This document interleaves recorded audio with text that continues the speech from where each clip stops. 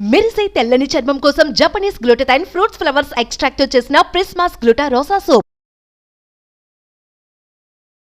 నమస్తే రమ్మగారు. నమస్తే జయ. రమ్మగారు, ఏదైనా ఒక చిన్న సిరీస్ చెప్పుకుందామండి. 2 భాగాల సిరీస్ చెప్తామా? ఇది చందమామ కథే.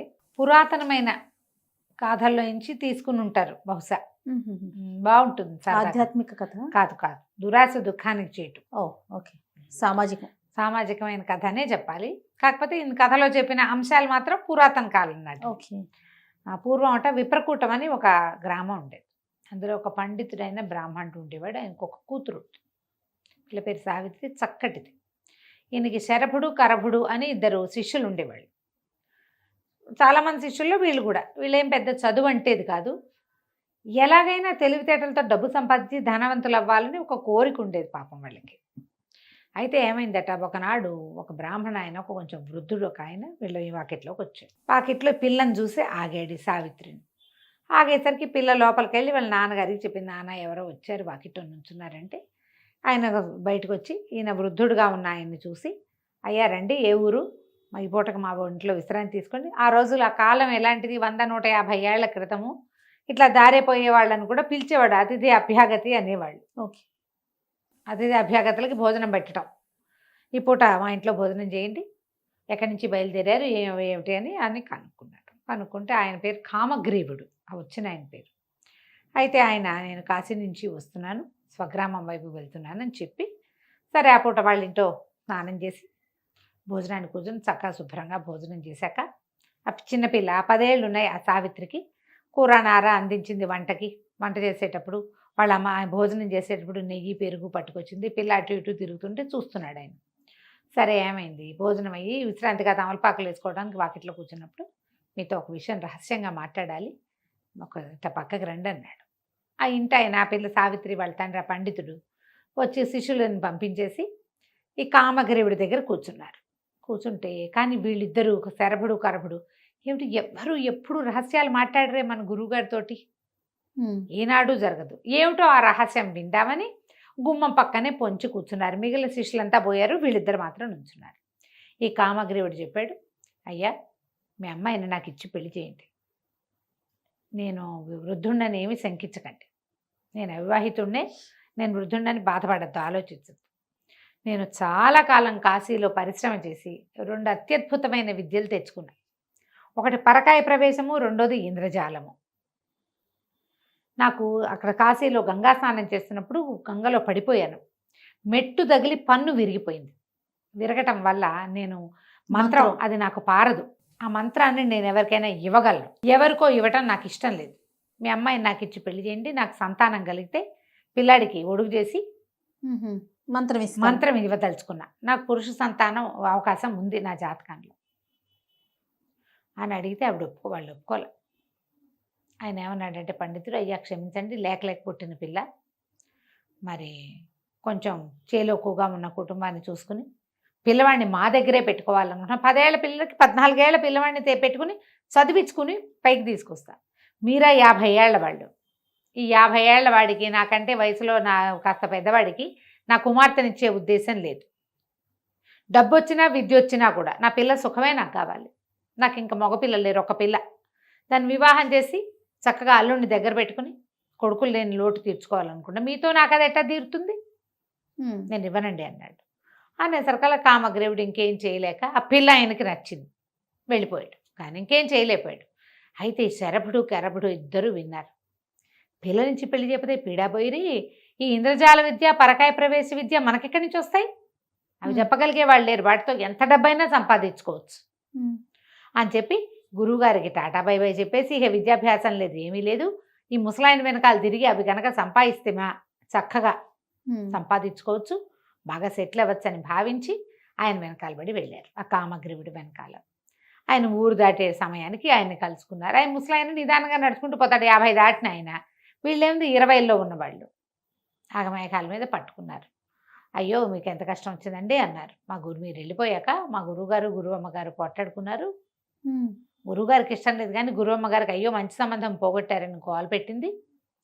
మీరేమో వచ్చేసారు కదా, సరే మాకు కూడా బాధేసిందండి, మీలాంటి అత్యద్భుతమైన వ్యక్తికి పిల్లనివ్వకపోవటం ఏంటి మా గురువుగారు, అదే మాకు కాస్తలో తప్పిపోయిన బావగారు మీరు, మేము మీతో పాటే ఉంటాం, మీకు ఏదైనా పిల్లని చూసి పెళ్లి చేస్తామండి, మమ్మల్ని మీతో ఉంచుకోండి అన్నారు. అనేసరికి సరేనన్నాడు. రకరకాల ఊళ్ళల్లో తిరిగారు. ఏ ఊళ్ళో అయినా ఆయన ఎవరి పిల్లలనైనా చూసి పిల్లని చేసుకుందాం అనుకున్నప్పుడు వీళ్ళు సరే సరే అని ఆయన ఎంకరేజ్ చేస్తూనే అటు వాళ్ళ దగ్గరికి వెళ్ళి ఈయన నెలలో బతకడండి, వద్దండి, అలా విద్యలు కాసిపడి పిల్లల్ని పాడు చేసుకోకండి అని పెళ్లి చెడగొట్టేసేవారు. ఒక 7-6 సంవత్సరాలు పట్టింది ఇట్లా. ఆయన దగ్గర డబ్బు ఉంది, వీళ్ళకి భోజనానికి ఇబ్బంది లేదు, ఏ ఊరు వెళ్ళినా భోజనం గడిచిపోతుంది, వీళ్ళకి ఆ విద్య కావాలి, ఇంకొక 6-7 ఏళ్ళు పట్టినా పర్వాలేదు. చివరికి ఏమైంది, ఆయనకి పెద్ద జబ్బు చేసింది ఒకసారి. ఒరే నాయన నేను చచ్చిపోతానురా, మరి నా విద్యలు ఇట్టగిపోయేలాగా ఉన్నాయి అని ఏడ్చాడు. ఏడిస్తే వీళ్ళన్నారు ఎందుకండి పోతాయి, వాడుకోటి నాకోటి ఇవ్వండి, 7 ఏళ్ళుగా మిమ్మల్ని అంటి పెట్టుకుని ఉన్నాం మేము, అడిగి వివాహం చేయడానికి ఎంత ప్రయత్నం చేశాం, అదేమో కుదరలేదు, మరి మీరు ఆ పని చేయండి అంటే సరేనని ఏం చేశాడు, చేరుకో విద్య ఇచ్చాడు. ఆ ఉపదేశం అది ఎట్లా, ఒకసారి ఉపదేశం చేశామంటే ఇక మనకు ఉండదు, విద్య ఇవ్వటమే, ఇచ్చేయటం. మామూలు విద్యలు స్పెషల్ కదా, అదేలేండి, స్పెషల్ అవ్వటం వల్ల మళ్ళీ ఆ విద్య వాళ్ళకు కూడా ఉండాలి అంటే చాలా సాధన కావాలి దానికి.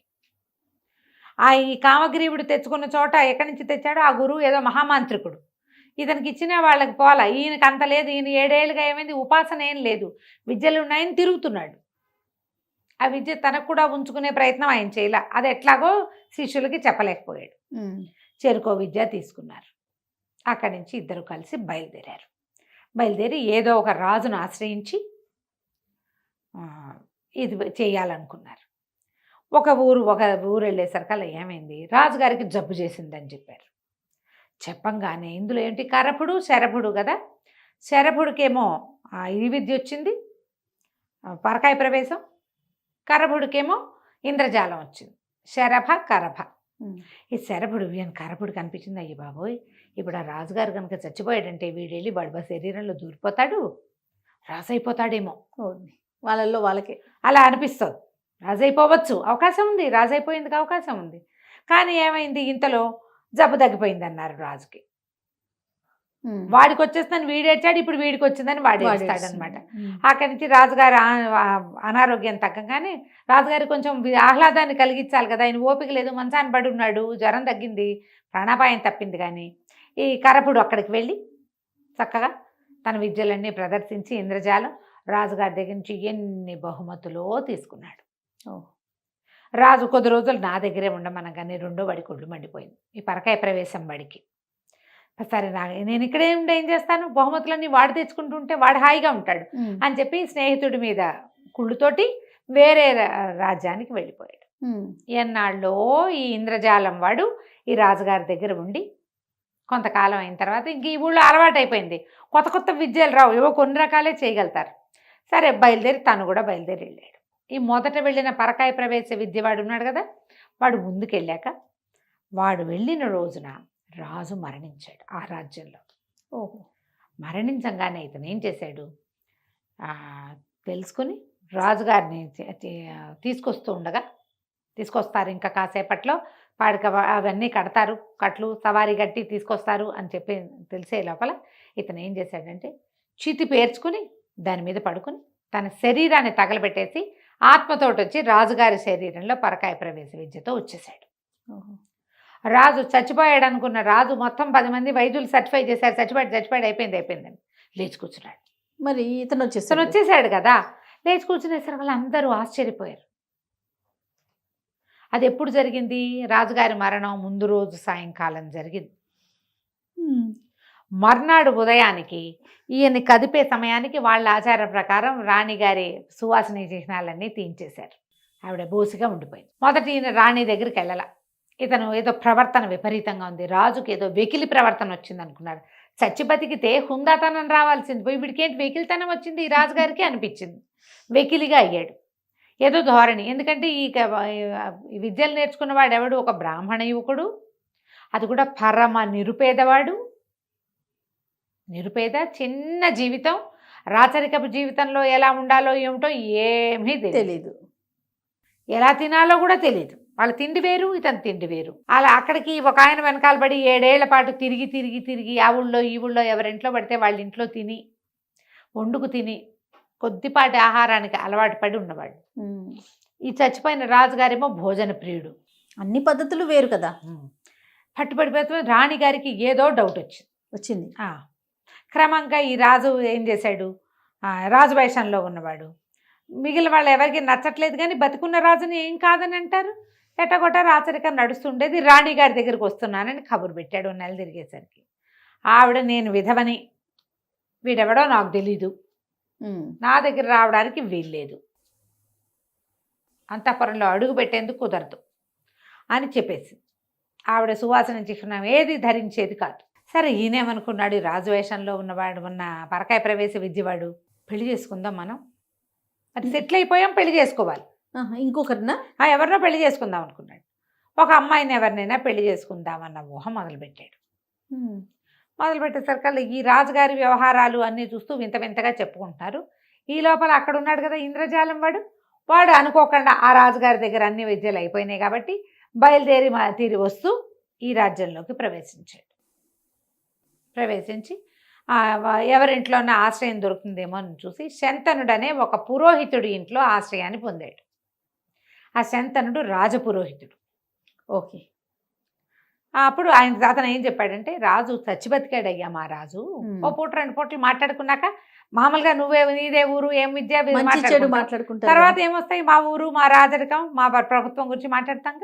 మాట్లాడినప్పుడు చచ్చి బతికాడు, చావకముందు ఆయన చాలా హుందా అయిన మనిషి, రాణిగారు అంటే పంచప్రాణాలు, ఆయన ఏకపత్ని వ్రతులు అని చెప్పుకునే వాళ్ళము, ఎంతమందో మేనమా కూతుళ్ళు వాళ్ళు పిల్లల్ని ఇస్తాం 2వ భార్యగా అని చెప్పిన ఒప్పుకోలా. మరి బతికిన తర్వాత ఏంటో ఒక వెకిలితనం వచ్చింది అతనికి. మరి ఇప్పుడు పెళ్లి చేసుకుంటానంటున్నాడు, ఈ పిల్లని చూడమంటున్నాడు నన్ను అని చెప్పాడు. చెప్పంగానే ఇతనికి డౌట్ వచ్చింది, వీడు కానీ మన ఫ్రెండ్ ఏమో, రాజుగారి శరీరంలో దూరేశాడు, మరి ఇప్పుడు ఏం చెయ్యాలి అని ఆలోచించి, అన్న ఓ పని చేద్దాం, మన దగ్గర అద్భుతమైన విద్య ఒకటి ఉంది, నువ్వేం చేస్తావంటే, ఈ రాజు నిజం రాజు అవునో కాదో నేను కనిపెడతా, నా స్నేహితుడు ఒక పూర్వపరిచేస్తుడని నాకు అనుమానంగా ఉంది, ఎవడో పరకాయ ప్రవేశ విద్యతో రాజు శరీరంలో ప్రవేశపెట్టారు, మరి నువ్వేం చేస్తావంటే, రాజుగారికి ఊరికి ఉత్తరంగా ఒక అద్భుతమైన వనం ఉందని, అందులో ఒక మహాసౌందర్యవతి అయిన అమ్మాయి యువతి ఉందని చెప్పు, నేను నా ఇంద్రజాలంతో అది పన్నుతాను అదంతా అంటే. సరే, శంతనుడు ఏం చేశాడు, కుర్రాడే అతను కూడా, పెద్దవాడేం కాదు, వీళ్ళిద్దరు దగ్గర వయసు వాళ్ళు, రాజుగారి దగ్గరికి వెళ్ళి, మీకోసం ఒక అమ్మాయిని చూశానండి, ఆవిడ మనకు ఉత్తరంగా దిక్కులో ఉన్నటువంటి ఉద్యానవనంలో ఉందండి, చూద్దురుగాని రండి అన్నారు. అనేసరికి ఈయన అప్పుడు పెళ్లి చేసేసుకోవాలని ఉత్సాహం వచ్చేసింది, రాణిగారితో సాగేలాగా లేదు, అందుకని ఇతను బయలుదేరాడు. రాజుగారు ఒక గుర్రం వేసుకుని శంతనుడితో పాటు వెళ్ళాడు. వెళ్తే ఏముంది, ఊరికి ఉత్తరంగా అద్భుతమైన ఉద్యానవనం, అందులో మహాసౌందర్యవతి అయిన ఒక స్త్రీ ఉంది. అది ఎంత ఇంద్రజాల మహత్యం, పాతకాలపు ఇంద్రజాలాలు అట్లాగే ఉండేవన్నీ ఉన్నట్టు చూపిస్తుంది, ఏముండదు అక్కడ. ఈయన వెళ్ళి ఆ అమ్మాయితోటి మాట్లాడాలనుకున్నాడు. ఆవిడ వెనకాల తిరిగాడు. ఎంతలో ఏమైంది, ఏదో చిన్నది కాలికి ఏదో అడ్డం పడి ముందుకు పడ్డాడు. ఆ కనికట్టు అంటారు కదా, కదలికి వచ్చేసరికి పోయింది, ఏమీ లేదు అక్కడ, ఏం కనపడిపోయేసరికి ఇదేమిటి ఏమీ లేదు అని ఉలిక్కిపడ్డాడు. శంతనుడు ఏం చేశాడు, చటుకొని పట్టుకుని రెక్కలు పట్టుకుని, కాదండి మనం చూసొచ్చాం కదా ఉత్తరంలో ఉద్యానవనంలో ఆవిడ్ని, మరి మీకు ఆవిడ చాలా నచ్చింది, మీరు వివాహం చేసుకుంటానన్నారు, మరి మనం ఇంటి దారి పడుతూ ఉండగా మీకేమిటో కొంచెం తల తిరిగిందండి, ఇప్పుడు స్పృహ వచ్చింది, మనం ఇంటికి వెళ్ళే దారిలో ఉన్నామండి అన్నాడు. తను ఎక్కడ చూశాడో అక్కడే ఉన్నానని అనుకోలా రాజు, తెలియలా వీరు చెప్పాడు కదా, తీసుకెళ్ళిన శంతనుడు పురోహితుడు, అతడు అందరూ అబద్ధం ఎందుకు చెప్తాడు అనుకుని, అమ్మాయిని పెళ్లి చేసుకుంటాను నేను, శంతన ఎలాగైనా నువ్వు ఆ పిల్లని ఇచ్చి నాకు పెళ్లి చేయాలని చకచక్క గుర్రం వేసుకుని ఇంటికి వెళ్ళిపోయి మంత్రుల్ని వాళ్ళని పిలిచి ఏమన్నాడంటే, ఊరికి ఉత్తరంగా మన ఉద్యానవనం ఉంది కదా, అందులో ఒక మహాసౌందర్యవతి ఉంది, దేవతా స్త్రీని చూసినట్టుగా చూడండి ఆవిడ్ని మీరు, ఆవిడకి అన్ని కావాల్సిన ఉపచారాలంటే వీళ్ళు తెలివారు, ఊరికి ఉత్తరంగా ఉన్నది శ్మశానం కదా, అక్కడ ఉద్యానవనం ఎక్కడుంది, అక్కడేం లేదండి అన్నారు. అనేసరికి రాజు హత్తేరి, నేను ఇప్పుడే నేను చూసొచ్చాను, శంతనుడు కూడా చూశాడు కావాలంటే ఓకే అని చెప్పేసరికి సరే, ఇంతలో ఏమైంది, ఆ 2వ వాడు ఉన్నాడు కదా ఇంద్రజాలం వాడు అన్నాడు, వాడు గుర్తుపట్టేశాడు, వీడు నా వాడే, మా ఫ్రెండే వీడు అని, వీడిని వదలగొడతాను, నాకేం బహుమతి ఇప్పిస్తామంటే రాణిగారి దగ్గర తీసుకెళ్తాను అన్నాడు. రాణిగారు ఏదో బహుమతి ఇస్తుందిగా, శంతనుడు ఇంద్రజాల కరభుడు ఇద్దరు కలిసి వెళ్ళారు. వెళ్ళేసరికల్లా ఆవిడకి చెప్పాడు, అమ్మా ఈ మన రాజుగారి శరీరంలో ఒకడెవడో దుష్టశక్తి ఒకడు ప్రవేశించాడు, వాడిని తను వదలగొడతానంటున్నాడు, మరి మీతో మాట్లాడతానంటే తీసుకొచ్చాననేసరికల్లా ఇంతలో ఏమైంది, యువరాణి కీర్తిసేన రాజుగారికి ఒక 16 సంవత్సరాల కూతురు, ఓకే. మహాద్భుత సౌందర్యవతి. ఆ పిల్ల కూడా వచ్చింది. ఈవిడ రాణిగారు చెప్పింది, అయినా నీకేం కావాలంటే అది ఇస్తాను ఆయన, ముందు అతన్ని ముందు ఈ వ్యవహారం సంగతి తేల్చు, మరి అమ్మాయికి వివాహం చేసి అల్లుడిని రాజుని చేసుకుందాం, వివాహయోగ్యమైన వయసు వచ్చిందని పిల్లని పరిచయం చేస్తే ఈ ఇంద్రజాలం వాడికి అది యువరాణి మీదకి పోయింది మనసు. ఆవిడకి అమ్మాయి నచ్చింది. మరి అయితే ఏమనిపించింది, సరే శంతనుడికి చెప్పాడు, అన్న ఎట్లాగైనా యువరాణితో నాకు పెళ్లి చేయి, నా ఇంద్రజాల విద్య నీకు ఇచ్చేస్తా అనేసరికి ఇతనేమనుకున్నాడు, ఓహో సరే ఇది బాగుంది, మరి రాజుగారిని వదలగొడతామన్నాడు, రాజుగారిని వదిలిచ్చేస్తా, రాజు పాయింట్ అతనిలో నుంచి శరీరంలో నుంచి శరభుడిని తప్పించేస్తా, ఒకటి యువరాణినిచ్చి నాకు పెళ్లి చెయ్యి, నా ఇంద్రజాల విద్య 100% నీకు ఇస్తాను. ఇది ఎందుకంటే ఒకడికి ఇస్తే వీడికి ఉండదు కదా, మన పాయింట్ అదేగా. అక్కడి నుంచి ఏం చేశాడు, సరే శంతనుడు అనుకున్నాడు, అరే ఇది చాలా బాగుంది, విద్య వస్తుంది మనకి, ఇంతకాలం కేవలం రాజును బాగు చేస్తాడు మాత్రమే అనుకున్నా, ఇప్పుడు విద్య కూడా వస్తే ఇంద్రజాల విద్యతో ఎన్ని టెక్నిక్లు అయినా చేయొచ్చు. వాడు చూశాడు ఆల్రెడీ ఒక పెద్ద ఉద్యానవనం, అందులో ఒక అద్భుతమైన స్త్రీని సృష్టించాడు కరభుడు. అక్కడి నుంచి రాజుగారి దగ్గరికి వెళ్ళి, ప్రభు మరి మీకు మొన్న ఆ రోజు మన ఊరికి ఉత్తరంలో ఉన్న మహాద్భుత సౌందర్యవతిని చూసాం కదా, ఆ సౌందర్యవతిని మీరు పెళ్లి చేసుకోవాలంటే ఒక ఉపాయం ఉందండి, ఒకడున్నాడు ఒక బ్రాహ్మణుడు మీకు ఆ స్త్రీని స్వాధీనం చేస్తానంటున్నాడు, కాకపోతే దానికి మీ అమ్మాయితో పెళ్లి కావాలంటున్నాడండి, మరి మీ అమ్మాయి నుంచి పెళ్లి చేద్దామా వాడికి అన్నాడు. అనగా నేను ఆలోచించుకుని అలాగే చేసి పారేద్దాం, ఏముంది పిల్లకెటాకు పెళ్లి చేయాలి, ఎవడైతే ఏమిటి బ్రాహ్మడైతే ఏమిటి క్షత్రియుడైతే ఏమిటి, పెళ్లి చేసేస్తే వాడు ఆ అందమైన స్త్రీని నాకు అప్పచెప్తాడు, ఎందుకంటే రాణిగారు ఒప్పుకోదు కాబట్టి. సరే నన్ను ఒప్పుకున్నాడు, తాంబూలాలు ఇచ్చేసాడు. ఈ వీళ్ళు విడిపోయి కొంతకాలం అయింది కదా, కరపుడు వీడి తన దగ్గరికి రాలంటే ఏమన్నాలి దాన్ని, మన ఈ పరకాయ ప్రవేశం వాడి దగ్గరికి ఇంద్రజాలం వాడు రాలా. ఓహో, పెళ్లి మాత్రం కుదుర్చుకున్నాడు, శంతనుడికే తాంబూలాలు ఇచ్చేసాడు. అమ్మాయి గారు పెళ్లి ఏర్పాట్లు చేయండి జాతీయ జనానికి చెప్పారు. చెప్పేసరికి రాణిగారికి తెలిసింది, ఏమిటి పిల్ల పెళ్లి చేస్తున్నారు, నాకు చెప్పరు, అసలు అది వాడెవడు అని శంతనుడిని కేకేసింది. ఏమిటో ఈ నాయన ఈ పెళ్ళి అంటున్నారు, ఏమిటి ఏం జరుగుతుందంటే చాలా దీనంగా అమ్మబట్టి, అమ్మ నన్ను క్షమించండి, ఏం చేయాలో తెలియలేదు, మన రాజుగారి శరీరంలోకి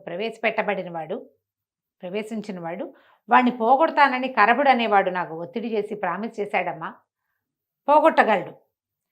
దానికి అమ్మాయి గారితో వివాహం అడిగాడు, రాజు ఒప్పుకున్నాడు, రాజుకేమో వివాహం కావాలి, రాజుకేమో సౌందర్యవతి కావాలి, అందుకని ఈ పని చేశాను, ఈ పని అయ్యిందమ్మా అనగానే రాణిగారిది, అదేమిటో భలేవాడివి, పిల్లని నీకే ఇచ్చి పెళ్లి చేద్దును కాదు, వాడెవడో పై దేశం వాడికి ఎందుకు ఇస్తాను నేను, నీకైతే హాయిగా ఇద్దును కదా, నువ్వు ఓ పని చెయ్యి, పిల్లని నువ్వు చేసుకో, యువరాణిని పెళ్లి చేసుకోవడం అంటే ఈజీయా, అది దొరికితే ఎవరికైనా ఏం కావాలి, నువ్వు అమ్మాయి నువ్వు పెళ్లి చేసుకుంది కదా, నీకు ఇద్దామనుకున్నా, నువ్వు మంచివాడివి పురోహితుడివి, ఎన్నాళ్ళ నుంచో మమ్మల్ని నమ్ముకునుండవు, ఈ రాజును నమ్ముకుంటే పిల్ల పెళ్ళవదు, నీకే ఇద్దామనుకున్నాను, ఎటాగొట్టా రాజుల నుంచి వాడిని వెడలగొట్టి పిల్లని పెళ్లి చేసుకో. ఓకే అనేసరికి వీడికి ఉత్సాహం వచ్చింది. అట్లాగేనమ్మా మీరు ఇంత మాట చెప్పారు, నాకు తెలియదండి, నేను వాడికి మాట ఇచ్చేసాను, సరే నేను ఏదో ఒకటి ఏర్పాటు చేసుకుంటానులేండి వాడితోటి అని చెప్పాడు. చెప్పేసరికల్లా దాసి వాళ్ళు ఎవరో ఇది వినేసి వెళ్ళి కీర్తిసేనకు చెప్పారు, అమ్మాయి నేను పెళ్లి చేసుకునే వాడు ఎవడో కాదుట, ఆ రోజు వచ్చాడు కదా ఒకడు మాడి మొహం వేసుకుని, వాడే ఇస్తారట, వాడి దగ్గర ఇంద్రజాల విద్య ఉందిట, వాడు అదేమో శంతనుడికి ఇస్తానన్నట్ట, ఇంద్రజాల విద్య కోసం ఒప్పుకున్నానమ్మా అని చెప్పాడు. ఇదా ఇస్తాట, అదేమిటో చూడాలి మీరు అనేసరికి కీర్తిసేన మహా గండకత్తెర అమ్మాయి, అది మామూలుది కాదు. అదేం చేసింది, ఓ చెలికత్తెన ఒకదాన్ని, దీనికి అమ్మాయే గట్టిది, అమ్మాయి గడసరి, దీనికంటే బహుగడసరి అయిన ఒక చెలికత్తెర పిలిచి, వస్తే నువ్వు వెళ్ళి కరపుడి దగ్గరికి వెళ్ళి కొంచెం వాడిని బాగా లైన్లో పెట్టు, ఇగో ఇది విషయం అని వాడికి చెప్పింది. ఈ చెలికత్తె మంచి తుంటరిది కూడా, అది కాస్త ఆ కరపడి దగ్గరికి ఆ ఇంద్రజాల మధ్య దగ్గరికి పోయి, ఏమిటి నువ్వు రాజకుమార్తెను పెళ్లి చేసుకుంటున్నావుట, ఏమన్నా భయపడి చెప్పలేదో ఏమిటో, నిన్న కూడా చూడ్డానికి వచ్చావు, నీకు నాకు పెళ్ళిటో అని ఆవిడకి చెప్పచ్చు కదా, నువ్వు చెప్పలేదు. ఇప్పుడే తెలుసుకుని ఆవిడ ఎంత సంతోషించిందో. మొట్టమొదటిసారి 10 రోజుల నాడు నువ్వు వచ్చావే, అప్పుడే అసలు నీ మీద మనసైంది యువరాణికి. చిన్నపిల్ల కదా, ఎవరో ఒకళ్ళ మీద మనసు పడుతుంటుంది, నీ మీద చాలా మనసైంది. నువ్వేమిటి ఇంద్రజాల విద్య ఇస్తానన్నావుట శంతనుడికి, ఎందుకు అనవసరంగా వాడికి ఇవ్వటం, వేస్ట్గాను అట్లా ఇవ్వకూడదు. ఓ పని చేయి, నువ్వు రాజకుమార్తెను పెళ్లి చేసేసుకో, పెళ్లి చేసుకున్నాక నీ విద్యను నీ భార్యకి ఇచ్చుకో హాయిగా. రాజకుమార్తెకి ఇవ్వు విద్య, అంతేగా. శంతనుడికి ఎందుకు మధ్యలో ఇవ్వడం, ఇస్తే పోతుంది, నీ దగ్గర ఉండదు కదా. యువరాణికి ఇస్తే నీ దగ్గరే ఉంటుంది, రేపు నీకు పిల్లలు పుడితే మీ ఇంట్లోనే ఉంటుంది, ఎంత బాగుంది చూడు అని ఎక్కేసి. ఈ లోపల శంతనుడికేమో రాణిగారు ఏం చెప్పింది, పిల్లని నీకే ఇస్తానందిగా. శంతనుడు గబగబా ఈ కరబడి దగ్గరికి, ఇంద్రజాలం వాడి దగ్గరికి వచ్చి, అరే బాబు నువ్వు తొందరగా చేసేసేయాలి, అర్జెంటుగా నాకు ఆ విద్య ఇచ్చేయి, నువ్వు ఈ పని చేసేయి, ఇవాళ ఇప్పుడే అని తొందర పెట్టాడు. తొందర పెట్టేసరికి ఈ కరబడి అన్నాడు, సరే ఎవడైనా చచ్చిపోయిన వాడి శవాన్ని ఒకదాన్ని చూడు, శవాన్ని చూసి నువ్వు ఊరికి ఉత్తరంగా చేర్చావంటే మళ్ళీ పన్నుదాం వ్యవహారం ఇంద్రజాలం అని చెప్పాడు. సరే ఇంతలో ఏమైంది, ఒక గొల్లల కుర్రవాడు ఒకడు, ఆవులు కాచేవాడు ఒకడు 18-19 ఏళ్ళ వాడు చచ్చిపోయాడు. 18 ఏళ్ళు కూడా లేవు, 16-17 ఏళ్ళ వాడు చనిపోయేసరికల్లా ఈ శంతనుడు ఏం చేశాడు, వాళ్ళకి చెప్పి, ఒరే కీడు దీన్ని ఏమి చేయకూడదు, నేను పారేయిస్తానని ఆ కుటుంబం వాళ్ళని నమ్మించి ఆ డెడ్ బాడీని ఇక్కడికి చేర్చాడు. ఈ ఉత్తరానికి చేర్చి రాజుగారికి ఏం చెప్పాడంటే, ఇదిగోనండి మనం ఆవిడ మనని రమ్మంటోంది, వివాహం ఏర్పడింది, అమ్మాయితో ఇంద్రజాలం వాడికి పెళ్లి కుదిరిచేసాం కదా, బ్రాహ్మడికి పెళ్లి కుదిరిచాక బ్రాహ్మడు మిమ్మల్ని రమ్మంటున్నాడు, ఆ అమ్మాయి కూడా మిమ్మల్ని రమ్మంటోంది, అపూర్వ సౌందర్యవతి, ఊరికి ఉత్తరంగా ఉన్నావిడ, పదండి వెళ్దామన్నాడు. అనగానే రాజుగారు ఉత్సాహంగా బయలుదేరాడు. పెద్ద ఇది ఏమంటారు ఉద్యానవనం, అందులో ఆ గొల్లకుర్రవాడి డెడ్ బాడీ, ఆ పక్కనే కూర్చుని ఏడుస్తున్న మహాసౌందర్యవతి కనపడ్డారు.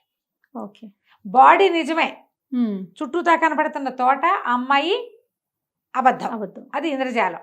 ఆవిడ ఏడుస్తుంటే రాజుగారు వెళ్ళాడు, చూడంగానే ఆవిడ చూస్తే సంతోషించాడు. ఎంత కన్నులు పండుగ, ఎందుకు ఏడుస్తున్నావు నువ్వు అన్నాడు.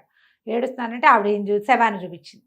ఏం చేయను, వీడు మా నాన్నకి నమ్మిన బంటు, మా నాన్న ఎక్కడో నిధి పెట్టాడు, దాచిపెట్టాడు, ఆయన చచ్చిపోతూ వీడికి చెప్పాడు, వీడేమో ఇందాక పాము గరిచి చచ్చిపోయాడు, ఆ రహస్యం పోయిందని ఏడుస్తున్నాను, వీడు చచ్చిపోతే నేను ఎందుకు ఏడవాలి, లెక్క ప్రకారం అక్కర్లా, నిధి రహస్యం పోయింది కదా, అంతేగా. వీడు రాజుగా ఉండి, ఎవడు ఈ మన పరకాయ ప్రవేశం వాడు శరభుడు, తను రాజు కదా, పోతపోయింది వెధవనిది, నిన్ను రాణించేస్తా అనాలి. కానీ వాడి బతుకేం బతుకు, డబ్బుల కోసం వెంపర్లాడే జీవితం వాడిది. ఏముంది నిధి రహస్యం ఎంతలోకి తెలుసుకుంటావు, నువ్వు ఉండు నేను చెప్తానని శరీరాన్ని వదిలిపెట్టి గోలకూరవాడి శరీరంలోకి ప్రవేశించాడు. ఎప్పుడైతే ఈ పరకాయ ప్రవేశం చేసేసాడో వెంటనే పక్కన దాగున్న శంతనుడు ఇక కరభుడు ఇద్దరు కలిసి రాజుగారి శరీరాన్ని 2 తుండాలు చేసేశారు. ముక్కలైపోయింది శరీరం, ఇక అతుక్కోదు కదా, బాడీగా ఉంటే అందులో ప్రవేశిస్తారు. అవును, గోలకూరాన్ని పెడరెక్కలు విరిచి కట్టేశారు. అట్లా దివో ఇంతలో స్త్రీ మాయమైపోయింది, మొత్తం ఉద్యానవనం మాయమై, అంత కదలికలు వచ్చేసరికి మాయమైపోతుంది. అదే కనికట్టు మనం అట్లా చూస్తుంటే స్పెల్ కుదురుతుంది, మనం బాగా కదిలేమంటే పోతుంది. అట్లా దివోమని ఏడుస్తుంటే పెడరెక్కలు విరిచి కట్టేసి తీసుకొచ్చేసరికల్లా శంతనుడికి ఏమిటి ఉంది, ఇప్పుడు రాజుగారిలో శరీరంలోంచి వాడిని పంపించేశారు. వీడు ఇందులో ఉన్నాడు. ఇప్పుడు యువరాణితో నాకు పెళ్ళి అంటే నాకు పెళ్ళి అనుకుంటున్నారు వీళ్ళు. ఇంతలో యువరాణి చెలికత్తి వచ్చింది, ఇందాక ఉంది కదా టక్కర్ది, అదేం చేసింది, లోపలికి రా యువరాణి పిలుస్తోందని లోపలికి తీసుకెళ్ళాక నీ విద్య నాకు అప్పచెప్తే పెళ్లి చేసుకుంటా అనగానే ఆయన ఏం చేశాడు, గబగబా మంత్రంతో పాటు దానికి చేయవలసిన క్రియాకలాపం అంతా యువరాణికి ఉపదేశించేశాడు. ఆ విద్య పుచ్చుకున్న యువరాణి, ఎవడరా అక్కడ ఇట్రండి అని పిలిచి వీడిని పెడరెక్కలు విరిచి కట్టండి అని కరహుని కట్టించేసి, ఈ దురాశపరుడు వీడిని జైల్లో బారేండి. యువతలకు వచ్చేసరికి మహారాణి గారిని దగ్గరికి వెళ్ళాడు. రాజుగారిని సెట్ చేశాను కదండి అని శంతనుడు అడిగాడు. రాజుగారి శవం ఒకటి పడుంది, మనం అంత్యక్రియలు చేసుకుందాం, అమ్మాయితో వివాహం అనగానే మహారాణి గట్టిగా వచ్చింది, ఎవరక్కడ, వీడిని బంధించండి అని. గొల్లవాడి రూపంలో ఉన్న శరభుడు, విద్య పోగొట్టుకున్న కరపుడు, రాజుగారు రాణిగారి దగ్గర బ్యాడ్ మ్యాన్గా ప్రూవ్ అయ్యి, అంటే వేరే వాడెవడికో యువరానికి ఇచ్చి పెళ్లి చేయడానికి సిద్ధపడిన శంతనుడు ముగ్గురిని తీసుకెళ్లి జైల్లో పారేశారు. ఆ గొల్లవాడి రూపంలో ఉన్నవాడికి విద్య వచ్చు, కానీ వాడికి శవం కనపడితే కానీ ఆ విద్య ఫలించదు. ఉమ్, జైల్లో ఉంటే ఏం శవాన్ని చూసి పారిపోతాడు? అదే కదా. శవం ఉండాలి కదా, డెడ్ బాడీ కనపడాలి. ఉమ్, దాంతో వాడు ఏమీ చేయలేక వాడు జైల్లో కూర్చున్నాడు. యువరాణికి విద్యంతా అప్పచెప్పాక వీడికేమొస్తుంది కనికట్టు కరపుడు, వాడేమీ చేయలేడు, వాడు లోపలికి కూర్చున్నాడు. రాజపురోహితుడు అయ్యుండి యువరాణికి ఒక దారిపోయే దానయ్యతోటి పెళ్లి చేయడానికి సిద్ధపడ్డందుకు శంతనుడు కూడా పోయి లోపలికి కూర్చున్నాడు. రాజుగారి శవానికి అంత్యక్రియలు చేసేశారు. ఏడాది లోపల ఈ రాజకుమార్తెకి వివాహం చేయాలని పక్కనుండే అవంతి నగర యువరాజుతోటి రాణి అమ్మాయికి పెళ్లి చేసేశారు. ఆయన వచ్చి ఈ రాజ్యానికి రాజు అయిపోయాడు. కథ కంచికి మనం ఇంటికి. ఎంత సింపుల్గా చేసేసారు. నీకు దురాశ కనుక పడితే, ఇప్పుడు చూడు, ఒకడికి పరకాయ ప్రవేశం చేశాడు, నువ్వు రాజు అయ్యావు, ఆ, నువ్వు ఎంత హాయిగా ఉండొచ్చు. కానీ చూసారా ఆశ. ఆశ. ఆ, ఇంకొకడు ఇంద్రజాల విద్య ఉంది, ఒక రాజు దగ్గర బోల్డ్ బహుమతులు తెచ్చుకున్నావు, జీవితం బాగుంది. ఆ, ఇక్కడ కూడా బోల్డ్ బహుమతులు తెచ్చుకోవచ్చు, నీకు సరిపడిన దాన్ని నువ్వు చూసుకోవచ్చు. యువరాణి కోసం ఆశపడితే ఏమైంది? అన్న అంతేగా. వస్త్రాలకు పోతే ఉన్న వస్త్రాలు పోయినాయని. అంతే, దురాశ దుఃఖానికి చేటు. నమస్తే రమ్మగారు. నమస్తే.